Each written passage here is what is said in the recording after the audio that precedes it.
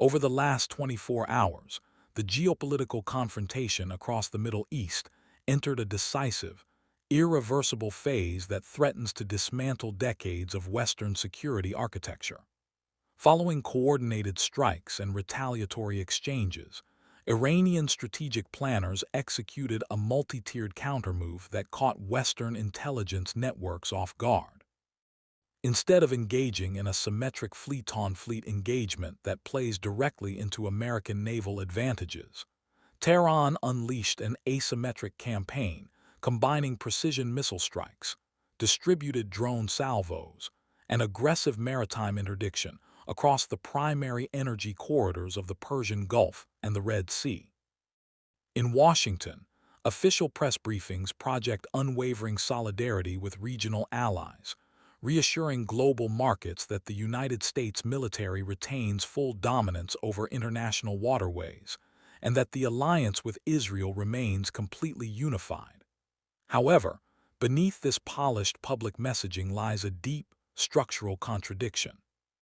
While Western officials project confidence, the physical data on the water and the private negotiations inside defense ministries reveal a widening, irreconcilable rift between American strategic objectives and Israeli operational priorities.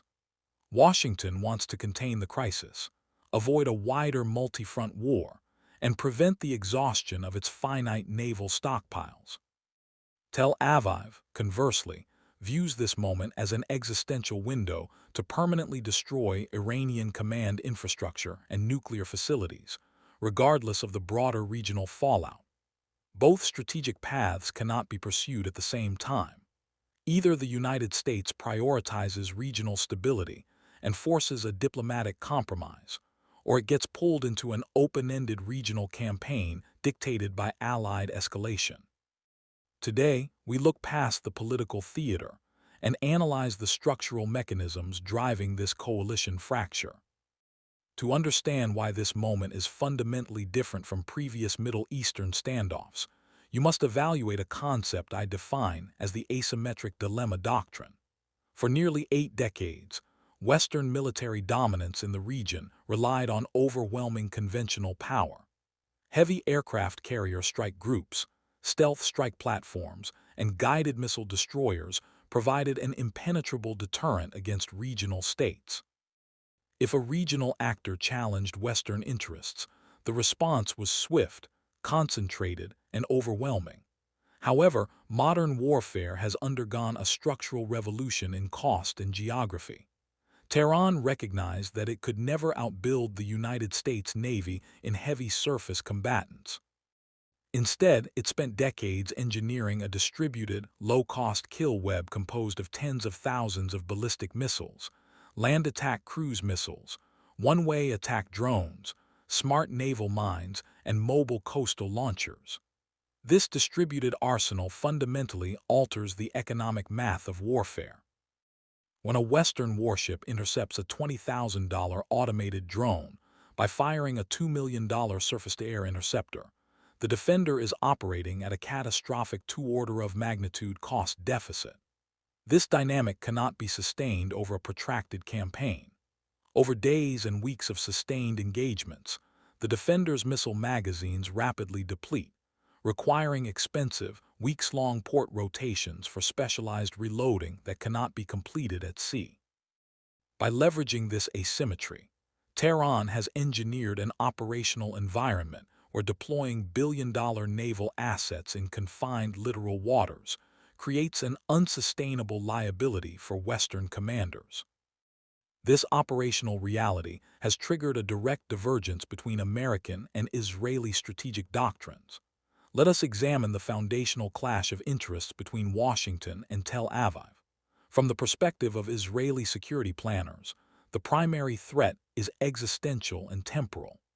Tel Aviv views the disruption of proxy networks, the targeting of missile production facilities, and the destruction of hardened nuclear installations as mandatory requirements for national survival. For Israeli commanders, high operational tempo and preemptive strikes are essential components of military deterrence. They operate on the premise that maximum military force applied quickly can force a total restructuring of the regional balance of power. However, from the perspective of the United States, the strategic calculus is shaped by global commitments and logistical limits. American military planners are responsible not just for the Middle East, but for maintaining deterrence in the Indo-Pacific and sustaining the defensive posture of NATO in Eastern Europe. When American interceptors, carrier strike groups, and logistics ships are consumed by a localized campaign in the Persian Gulf, the broader global posture of the United States becomes severely compromised. Washington cannot afford a prolonged regional war that consumes years of specialized munitions production in a matter of weeks. As a result, American diplomats are quietly pushing for rapid de-escalation, maritime ceasefires, and conditional diplomatic off-ramps, while Israeli military leadership presses for expanded operational freedom to strike deeper into hostile territory. This is not a superficial political disagreement between individual leaders. It is a fundamental collision between a regional power fighting an existential localized war and a global superpower struggling against imperial overstretch. Let us inspect the primary tactical intelligence data that mainstream news commentary consistently ignores. First, examine the real-time maritime tracking data across the Strait of Hormuz and the Bab al-Mandeb. The Strait of Hormuz is the world's most critical energy transit corridor, through which approximately one-fifth of global petroleum consumption flows every single day. Over the preceding 48 hours, maritime tracking metrics demonstrated that commercial oil tanker movements through the strait have fallen to historic lows, while insurance syndicates in London and Singapore have raised maritime war risk premiums to prohibitive levels. Rather than attempting a blunt, total naval blockade that would invite a unified global response, Iranian naval assets and aligned regional actors have established a selective transit regime. Commercial vessels flagged by neutral or non-Western powers are allowed unhindered passage, while Western-affiliated commercial shipping is subjected to electronic jamming, aggressive boardings, and targeted drone strikes. This selective friction exerts massive, concentrated inflationary pressure on Western consumer economies, while minimizing the economic pain inflicted on alternative buyers in Asia. By weaponizing maritime geography in this manner, Tehran has demonstrated that it can hold the global energy supply hostage without ever firing a shot into international waters beyond the region. Second, analyze the critical vulnerability of regional infrastructure and air-based logistics. For decades, American forward basing in the Gulf, spanning installations across Qatar, Bahrain, the United Arab Emirates, Kuwait, and Saudi Arabia, was designed under the assumption that these bases would function as secure sanctuaries from which Western forces could project air power with impunity. Modern reconnaissance satellites and precision-guided missile swarms have shattered this assumption.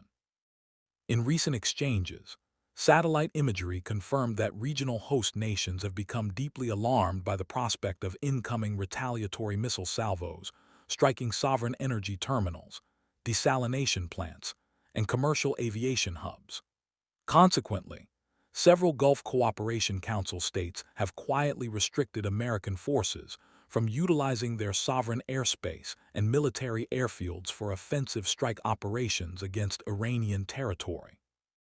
This operational restriction severely reduces the tactical flexibility of American air wings, forcing carrier strike groups to operate in hazardous, high-threat littoral zones closer to hostile coastlines.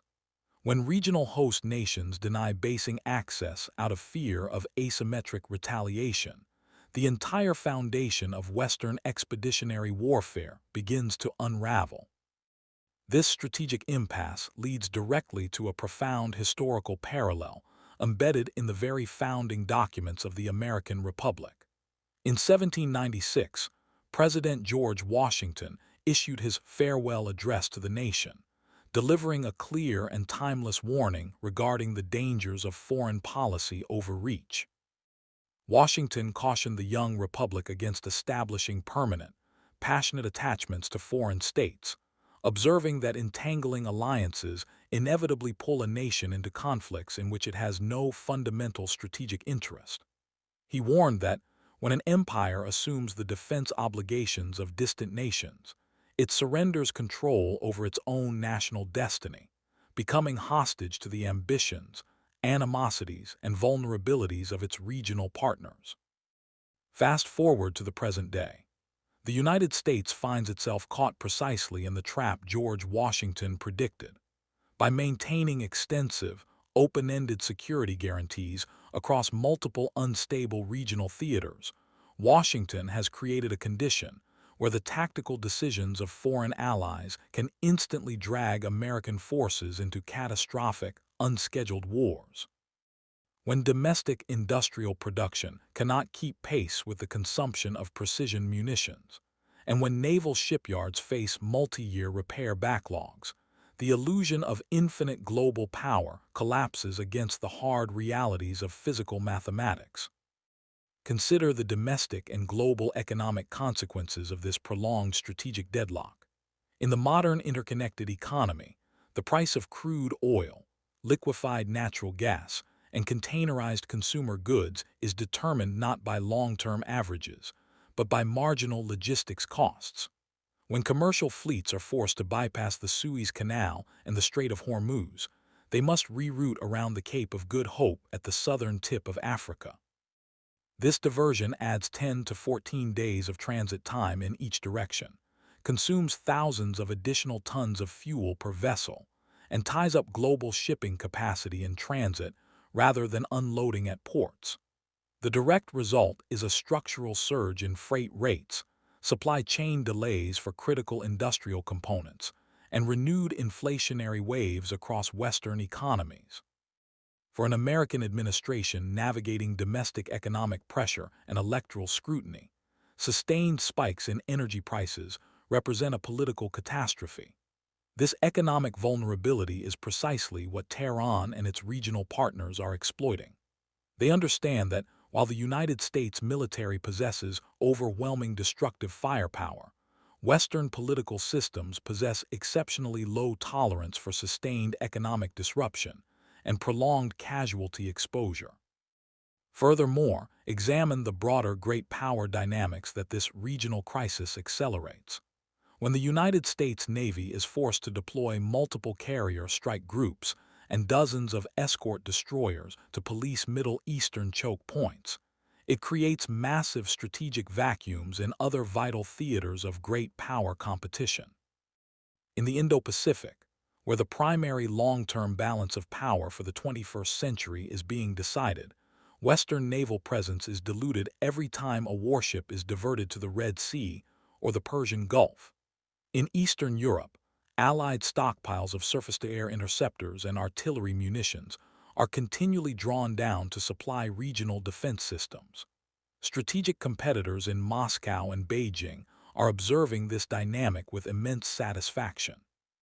Every precision missile expended in the deserts of the Middle East is an asset that cannot be deployed to deter actions in the Taiwan Strait, the South China Sea, or the Suwalki Gap.